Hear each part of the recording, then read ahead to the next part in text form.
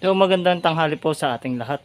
Ito po si Buknoy Farm Vlog at andito po tayo sa channel na ito upang ituro po sa inyo kung paano po yung mga proseso sa paggagawin po natin sa pagtatamnan po nating water hyacinth. So sa mga interesado po at baka di pa po naka-subscribe sa ating channel, baka pwede naman po mag-subscribe na po kayo. So tara, samahan niyo po ako manguha po muna tayo ng water hyacinth. Let's go! So ito na po mga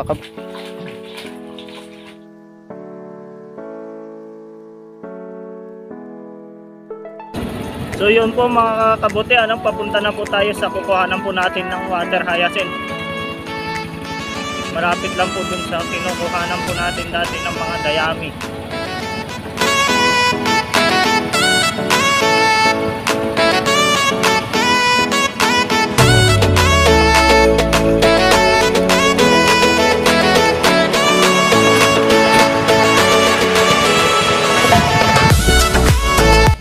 So andito na po tayo mga kakabuti dito sa kukuhanan po natin ng water hyacinth. Kung makikita nyo itong mga kakabuti, oh, ang dami. Ito po yung mga kukuhanin natin. Ayan po mga yan. Mayroon pa rin po dyan, oh. Meron din po dito mga kakabuti. Isagana po dito sa atin yung kukuhanan po natin ng water hyacinth. Ayan po mga yan mga kakabuti, oh, madami. Ayan. Dito po muna tayo mangunguha, mas malapit.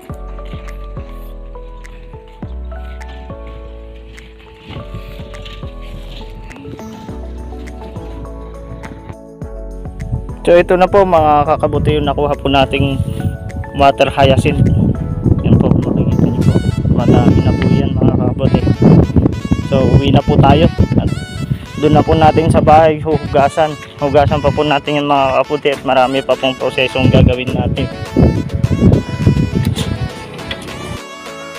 So andito na po tayo mga kakabuti, hugasan po natin itong ating mga nakuhang water hyacinth.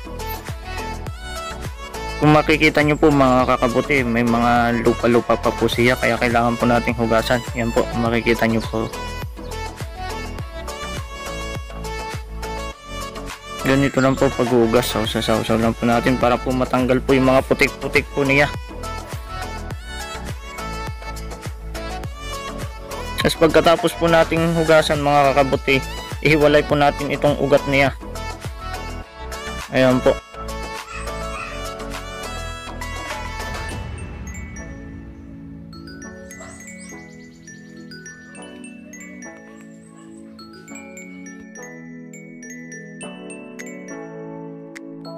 So ganun lang po ang gagawin natin mga kakabuti. Ulit-ulitin lang po natin hanggang sa mahugasan po natin ito lahat matapos. Ito na po mga kakabuti po yung atin pong mga nahugasan po na water hyacinth po natin. Gagawin po na, ayan po, makikita nyo po mga kakabuti, hiniwalay po natin yung mga ugat. Ayan po. May mga natira man pong kaunting mga ugat-ugat dito, pero okay lang po yan. Susunod po natin gagawin mga kakabuti, tatadtarin po natin itong mga water hyacinth po natin para hindi po malalaki masyado.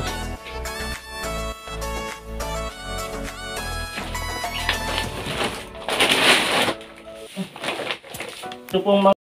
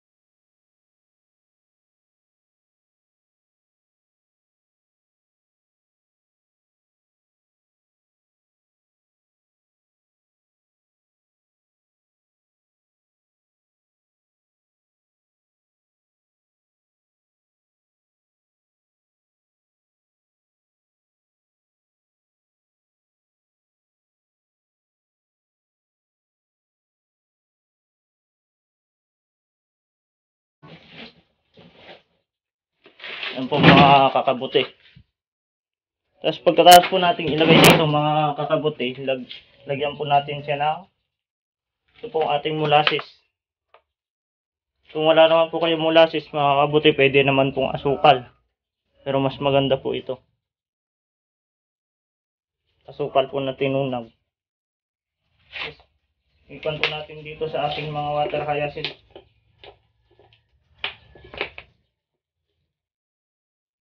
Ayan po. Ito lang pong tangkay yung nilagay ko dito mga kakabuti. Ito pong waldia, mga ugat, nakahiwalay po dito sa sako ko nilagay. Wala na po kasing ko. Ispirahan na rin po natin ito.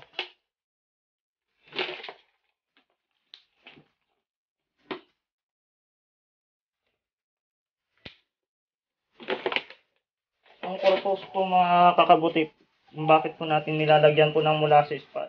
Kasi ito po molasses isa po sa pagkain po ng ating pataba. Kung nakita nyo po kung napanood nyo po yung ating mga video nung nakaraan, nilalagyan po natin ng molasses kasi ito po yung mga pampalaki po ng ating mga kabuti.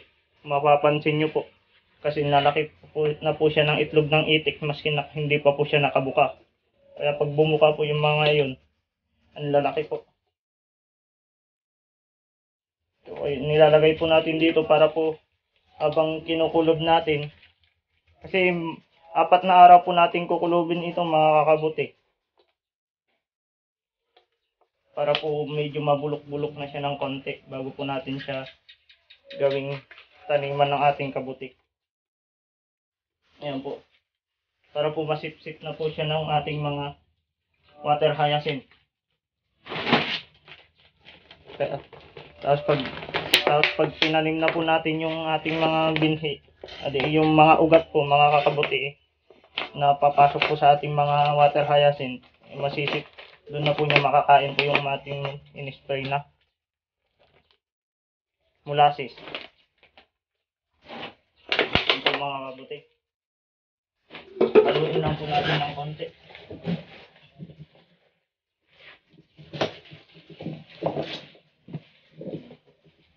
Pagkatapos po nating haluin mga kakabuti, takpan na po natin siya ng plastic para po mabulok siya, makulog, mabulok ng konti.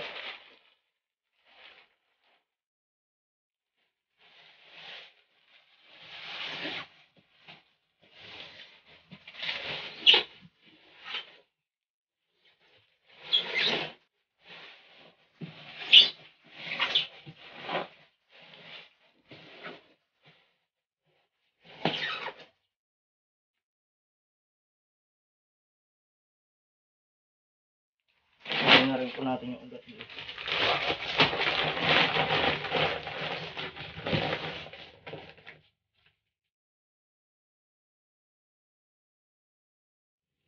So ito na po mga kakabuti po yung ating pong gawa.